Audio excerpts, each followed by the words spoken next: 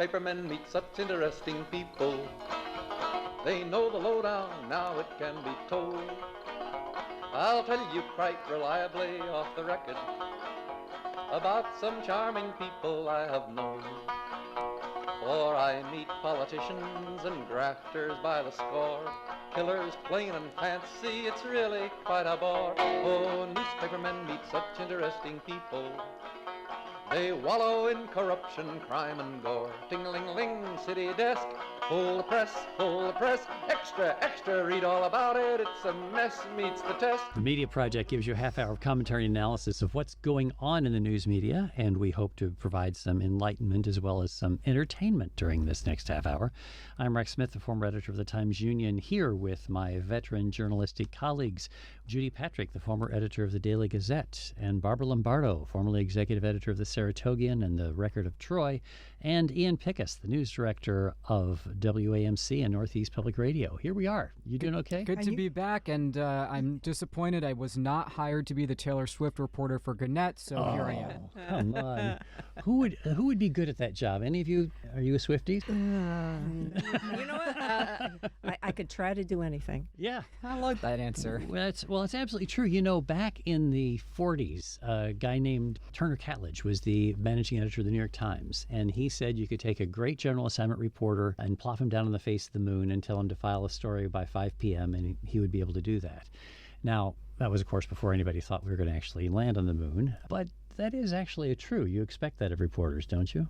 Cover whatever you happen to get. What we say is you only have to be an expert for the purpose of that 600 words. So get it and figure it out, tell us what the story is, and stay, 1 week ahead of your readers. We have a letter from a listener, Sheila, who writes to say, first, that she enjoys the podcast. Thank you. You can download us anytime at wamc.org. She says, I understand that journalism jobs have been cut all over, but I'm hoping you can discuss the top 3 or 5 specific essential computer skills that journalism students close to finishing college should acquire. Now, some of you here in this room teach college students, so you could say, in particular, Sheila asks, how should they be approaching and learning about AI? I know that internships are critical, and I'm looking for more specific information. So what do you think, Professor Pickus? I'll dodge the AI question because I think we're still figuring out how that works, although here at WAMC, we belong to the Associated Press, and they have utilized AI search. So that's been interesting to test out a little bit. Like if I need a picture of an elected official who is in the archives from 2011, it'll use AI to power the search. That's not something for a college student to learn necessarily, but the advice I give for our students and our interns here at the station, number 1, just make this stuff now. Don't wait until you're graduating. The barriers to entry are gone. Have your own podcast. Know how to do that tech. Learn the Adobe suite. And then my number 3 would be an old standby. Learn how to write and write well, because it's all writing. Podcasting is writing. Social media is still writing. And if the writing is bad or your facts are wrong, it doesn't matter how prettily it's packaged. Yeah, I'd like to jump on that as a journalism teacher for advanced reporting and news writing. It is the writing, and it's not just the writing, but the reporting. And using things like AI can be a tool, but what I am trying to teach up-and-coming journalists is that you have to know how to do the research. You have to practice, and figuring out now, which is more challenging than ever, what sources are believable. Finding the real people, the human beings behind the stuff that you find online, and how to assess whether things are credible, that you need to do your own firsthand research as much as possible. And then the next level would be being able to verify the veracity of the stuff that you're finding from other sources, and then being able to analyze it, decide what to use, what not to use, doing the background and the history so you can put the news into context, and then being able to tell a story that's interesting, compelling, factually accurate, has attribution. So those are all skills that, in response to the reader's question, it's not a computer skill, it's a skill using your brain. Hey, That's your own brain. Yeah. Can I jump in on this as well? Excel. I think if you know how to manipulate a spreadsheet or use a spreadsheet, it's one of the things that journalists historically have not been good at is numbers and manipulating data. I love to see that on a resume. I also agree with Ian about the Adobe suite. I think being able to do something with images and graphics is an important skill. You know, I would also, speaking of what you like to see on a resume, I loved hiring people with backgrounds in science, people who were biology majors or geology majors or something like that, who had learned about the process of trying to disprove a theory, which is a lot of what reporting is a lot of the time, because the first answer that you get from a source is frequently not the right answer or not the whole answer. So, and I think it's interesting that you all came up with reporting answers to a question about technology, because fundamentally it is reporting. That's encouraging, isn't it, folks? If I could say just one more thing about this, I think it all comes down to passion and drive also. It's not a job you can do halfway. It's not a job for dilettantes. You're either going to be like a dog with a bone, or else you will not be successful in media. Yeah. And Judy's right about things like Excel spreadsheets and understanding how to read budgets, how to analyze the numbers that are presented, how to compare 1 year to another or 5 years to another, or why. But then going beyond what the numbers tell you, which isn't what Excel will do, but finding out what story is behind the numbers, what do they tell? All right, let me turn to what has been a significant story in the community where we originate, right here in New York's capital region, and that is the disappearance of a 9-year-old girl while she was biking on a road at Moreau Lake State Park in Saratoga County, which was covered extensively by all the media in this community. And I have to say, as a reader, no longer engaged in news gathering, I was captivated by the story, and I think it's important for us to mention to listeners who say, well, yes, it was an important story, but there were other things going on. You know, the House of Representatives was axing their speaker, and there's a continuing war, of course, in Ukraine. But stories are not less valuable just because they are sensational. There's an incredible homicide trial going on in the capital region just now, too, that is sensational. And while we don't want to sensationalize stories, we shouldn't turn away from stories that are, in fact, just intrinsically sensational. But here is an interesting issue. My successor as editor of the Times-Union, Casey Seiler, has decided that the continuing coverage in the newspaper will no longer use the kidnapped victim's name or photo, that she will now be listed as a 9-year-old who was kidnapped. What do we think of that? I would like to think that I would do the same thing. I know that I would. It seems like the absolutely right thing to do. We're so thrilled that this was a story with a happy ending. This made national and international news reports. And the news is that a girl was abducted, and it's not just sensational, it's keen human interest. Any living, breathing person is concerned about a child who is... But what about the fact that all stories all exist in the archives? Well, that's a problem. So when I went online and read Casey's column about why they weren't going to use the name, with that is a link to other stories that have been in the past. I don't know if that's been updated as of this recording, but you could click on it and you see the girl's name in the headlines, you see the girl's name in the story. So I'm not sure how they plan to address that. You'd almost have to go back and change the archives and make her name disappear. Would you do that? And then, well, that's... the answer to that question is no, I think, right? Because you don't want to make the name disappear. Like, or do you? Of course, we would not use that name going forward. And my old paper, the Daily Gazette in Schenectady, is following suit. They are not naming her name or showing her picture anymore. And the reason for that is this is a young person who has a whole life to live, and she doesn't want this to be her life, and you don't want to victimize her further. It goes into the whole issue about what victims we should name in any kind of story. Do we name victims of stabbing? Do we name victims of murder? I've dealt with police agencies who would not give me the name of a victim for that very reason. I think the newspaper still has the right to that name, and it's our decision whether or not to publish it. But this whole notion of when do you include the name of a victim in a story, it's in many cases it would be of value. It would be of public interest if, for example, the mayor was assaulted or the governor. The mayor's child. Right. But in this case, they needed to get her image out, and they wanted to get her name out there because they wanted people looking for her, and that makes complete sense. It also makes it a more human story when you have a name for it. Ian, what do you think? Well, it's a unicorn case. I think that's what makes it maybe an odd avatar of the practice, which is definitely justifiable. It's the instinct that all of us would have to quit putting the attention on the victim of a crime.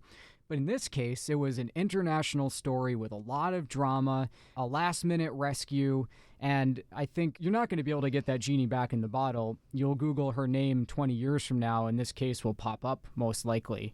But I certainly think the decision is justifiable. It's really interesting, though, the ongoing nature of journalism these days, that it does always follow a person around. That didn't used to be the case when what we had was a print product that you would have to go look up the paper in the library or in the microfilm. Radio, people don't listen to radio archives before the days of the internet. You know, people wouldn't come into the studio and say, hey, I want to hear that story that you aired 15 years ago. But these days, you're confronted as a news leader often with people asking you to take down stories or to withdraw them from the internet, which there are two answers. We've mentioned this before in this program. I think the answer to would you go in and change the stories that you've published to remove the photograph and remove the name of the victim is no, you would not, because the archives are a true record of what you published. You could delist it, right? De-index it. We'd sometimes say is to stop the web crawlers, put basically a wall so that somebody accessing that particular name won't run into this story. But to actually change the historical record is, I think, a no-no for journalists. I have two thoughts. One is, as a journalist, I would want to revisit how is she doing, how is her family doing in 10 years or 15 years, and I would need to know who she was and how to find her if I was doing that, and then decide how you want to portray her. So there is a tendency to want to follow on somebody, and how did you cope with this, and how was your life? Another issue with the names of the victims, I would have discussions frequently with the director of Wellspring in Saratoga County, which handles domestic violence prevention and services. And when we would, the little police blurb in the Saratogian that would say, so-and-so, naming a defendant, has been arrested for some sort of sexual assault, we wouldn't name the victim, but it might say the victim was known to the person and, a child, whatever. And the problem was, multiple problems. One of the problems was that people could figure out, this must be so-and-so's kid. So without actually naming the victim in a small community, you are identifying the victim, and kids would get harassed in school. It was a tough situation. I remember as a young reporter covering the courts on Long Island when we had one of the first cases in which a husband was standing trial for raping his wife. And the policy of the newspaper was not to name rape victims. But if you name the defendant, you're identifying the rape victim in this instance. So to follow through on that policy, you would have to say a certain defendant was on trial for raping a certain person. And we ended up not following the policy. We didn't name the woman, but we said it was wife. And so people could infer from that who she was. So you get into these awkward things where sometimes your policies really can't be followed. It's a guideline. Mm-hmm. Yeah, and in this case, this little girl is from a small town. Everyone in the small town knows this now and will know it for a long time. But it's the principle here, and it's going outside that small town, especially this story went around the world. Let's try to do what we can to minimize the harm going forward. Minimize harm being one of the key tenets of the Code of Ethics of the Society of Professional Journalists. Before we leave this, let me bring a challenging one to the group that we've dealt with here at the station. We cover a local government. A counselor on that local government was accused of sexual misconduct by multiple people in the community, who then came to a council meeting to air their grievances and call on the council to take action against this person. Fast forward a little while, none of the allegations were ever proven. This person apologized if I made anybody feel uncomfortable, but, defended himself, and eventually got a different job in city government, and has since asked us many, many times to take down our coverage of the meeting where the grievances were aired in the first place. And we have held the line on that and said no, because it wasn't a whisper campaign. It was people at a public comment period on the government this person served as a member of. So we just felt we couldn't whitewash that. But it is a slippery slope, as Rex says. Can you do in your audio archives the same thing we can do in print and create some sort of an introduction to that piece that just says, in sum, the type of what you said has happened since this? And I think where we've left it is we would love to do an updated story where we explore what happened with you, and that invitation has not been taken up. Exactly. Yeah, but to leave that hanging out there so anybody can listen to it, they don't know what happened afterwards. Well, you reported what happened, right? Yeah. You did, but it's not linked to that initial report. Yeah, So somebody can can misuse that initial report and publicize it all over again without relaying truthfully what had happened as a result, that it was unfounded or nobody pressed charges or he apologized and everything's hunky-dory now, whatever it is. I think that's a problem that we need to be more diligent about addressing in the media. But of course, with digital technology now, they can fabricate reports that sound like this. They could be making. Well, yeah, but we need to do what we can to make things do what right. we can. I think that's true. It is, though, certainly almost a daily occurrence now for someone running a news organization to get people contacting you saying, changed. I think I've told the story before of a high school principal from Long Island or maybe middle school who contacted me because as a young man, he had been a deadhead and in Albany was caught up in a sweep of people smoking marijuana on the streets outside what was then called the Pepsi Arena. And his name was in our clips, and apparently it was being passed around by his students on Long Island that he had been arrested for smoking dope on the streets of Albany. Please take my name out of the story. And I'm sorry, can't do that. No, I don't see why you would take that out. Right. It's a real thing. It happened. But you don't want to be cocky and arrogant about, just because something happened doesn't mean we were right to publish it in the first place or that it has to exist in our archives forever. But in a case like that, it happened, and he should be able to explain that to the students. Right. So we always talk on this show a little bit about the challenges to journalism in the era of Donald Trump. And it's not because we're a bunch of screaming liberals. It's because our goal is truth-telling.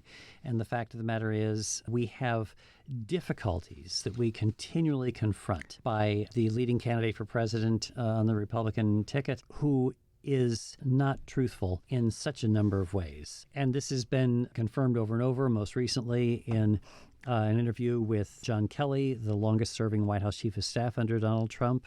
And it's been most recently mentioned in the new book by Marty Barron, who was the editor of the Washington Post during Trump, previously editor of the Boston Globe, the Miami Herald, and had been a top editor of the New York Times before that. So this is an experienced veteran journalist now living in the Berkshires, whose book talks about Donald Trump's behavior. And I just want to read a quotation here and just see what you all think of this. The question was asked of Marty Barron in an interview whether newspapers are being clear-eyed enough with the audiences about the reality of the Republican Party in 2023. He says some stories are admirably accurate, clear, and forthright. Others are not.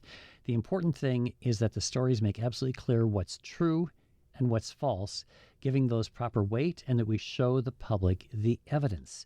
And with regard to Trump, he says the problem is that someone like General Mark Milley should be executed. He's called for prosecuting NBC for treason, use language that excuses violence. The challenge, though, is writing about this, airing stories, producing stories about this that don't present us as being one-sided. Thoughts on how we go about this? Being one-sided is not the problem. It's being unfactual in our reporting. Unfactual, meaning Not telling the whole story. And pointing out when something is untrue is part of our responsibility. In his book, there's a chapter that talks about the release of the Clinton emails. And if you remember, that happened in the summer before the 2016 election. And he looks back on it and he finds fault with how they handled it. And in retrospect, he said they should have focused more on where the breach came from and why the breach happened, and maybe give that equal weight or even more weight. And going forward, his direction to his newsroom was, when you get this release of information gained surreptitiously, the reporters also need to take a good hard look at that. And if that's an issue, you need to report it, especially in regard to how they covered the Clinton emails. Certainly there was information there about how the Democratic Committee was handling the campaign and John Podesta's emails, et cetera, et cetera. There was some news value there, but maybe they missed the larger story, and at least initially, because they should have focused more on the fact that the Russian government was likely involved. They didn't know for sure at that point, but they should have looked more into that.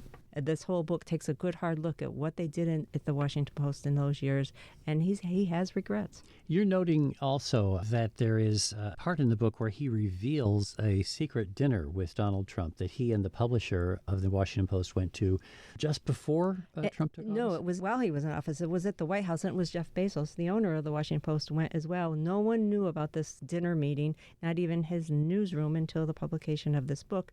Marty Barron said he was uncomfortable with the meeting, but they did it anyway, and they went with the assurance that there would be no favors, no promises delivered. There was no tit for tat with this. And wouldn't you know it, the day after the meeting, Donald Trump and Jared Kushner are calling and saying, well, are you going to be nicer to us now? and obviously that was not Marty Baron's intention. I think the owners and the publisher were trying to establish a relationship with being the Washington Post. This is their town. This is the new president, the leader of the free world. They want to establish some connection like publishers and owners typically do. But the fact that it was a secret, I'm unhappy about that. The fact that it was an off-the-record meeting, unhappy about that. And also a little bit unhappy the fact that it was an off-the-record meeting, but now Marty Baron is including the details in his book.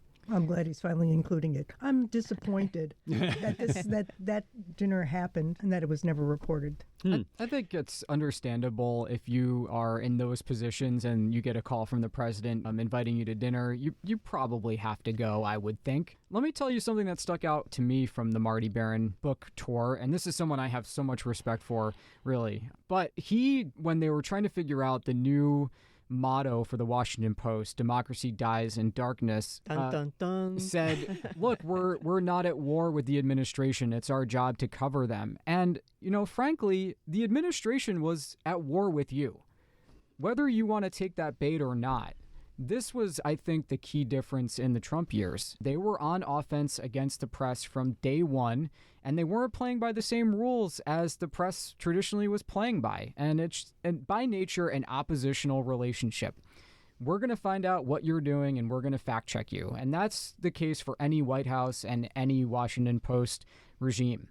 But I thought it was a little naive to say we're not at war with the administration. The administration declared war. You're in it. It's good PR. We're not at war, we're at work. I think that sounds good, but I think you're right. It's an inadequate way of describing what they really needed to do. Yes, I have Marty Baron, even after this, on a huge pedestal for his journalistic work. Yes. He's a legend. Amazing. He's a legend. That's a great way to describe it. And remember that this happened in 2017, so it's that dinner meeting. So it was odd to hear. I haven't read the book yet, just read the stories about the book and interviews with Marty Baron, that he's saying, we realize that they consider us foes. And it's like, where you been? Like, when did Trump first call the press the enemy of the American people?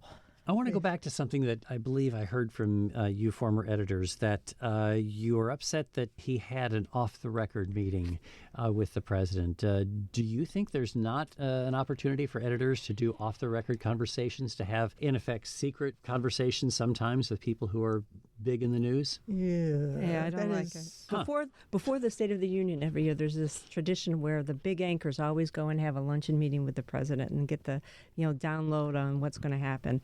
I hate that.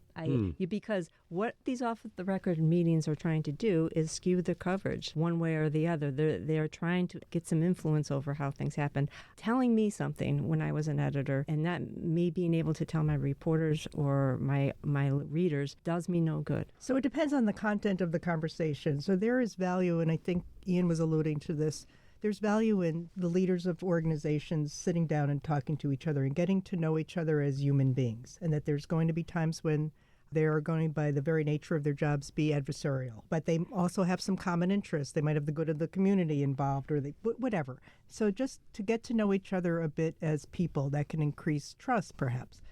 But the conversation that ensues, if you don't want to be locked into something that you're told in a meeting that's deemed off the record from the start. And I think there are times when someone will say, let me tell you off the record, and I've been in a situation where I've had to say, no, stop. Yes. You can't talk to me. I will not take this off the record. On the other hand, a great example is at the beginnings of the pre-sex abuse scandals, as we were beginning to learn the depth of the problem. I worked for a publisher who believed we should try to get along with people we were covering, and set up a luncheon, a nice secret luncheon for me with Bishop Howard Hubbard. The bishop, the publisher, and the editor went to lunch. And write your own joke. Yeah. Right. Who orders the wine and what is it? But it's not a situation that was going to lead to any change in our coverage, I have to say. We were being denounced from the pulpit every Sunday because, our best enterprise stories we would tend to put into the Sunday paper.